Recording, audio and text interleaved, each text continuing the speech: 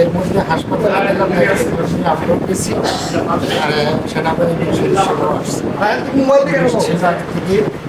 এর মধ্যে আমরা আমি আমার ক্যামেরা পাশে উপরের দিকে উঠতেছি, সম্ভবত 3 তলা না 4 তলায় রোগী মারা গেছে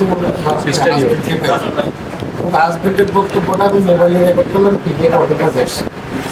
এই রেকর্ডটা করার সময় আবার আমাদের ক্যামেরা করতে সেখানে বসে আবার উপরের দিকে যাওয়ার পরে প্রথম দেখলাম যে আমার ক্যামেরাম্যানটা মার্কেট করতেছে, ক্যামেরাটা ছিনিয়ে নিয়ে গেছে, ওখান থেকে আইসা আমার হাতে আমার মোবাইলটা ছিনিয়ে আমার 2টা মোবাইল তারা অতর্কিতভাবে মিনিমাম 1-1.5 টাকা নেয়া মাইক্রো শুরু করছে, স্ট্যান্ডিয়ার্ড শুরু করছে, আর কোনো কথা নাই। আর কিছু এরা মেডিকেলের স্টুডেন্ট এবং এদেরকে অনেককেই চিনি আমরা।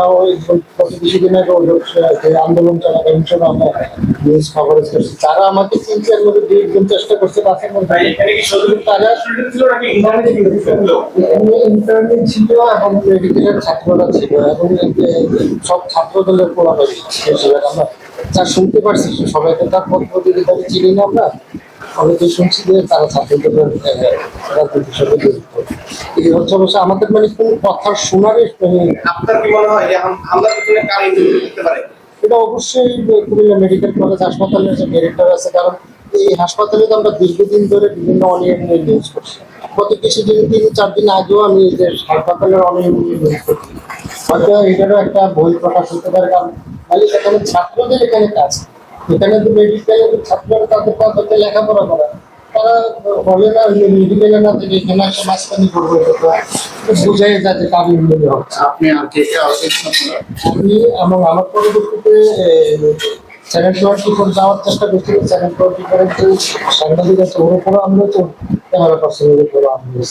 আর আমার মোবাইল ক্যামেরা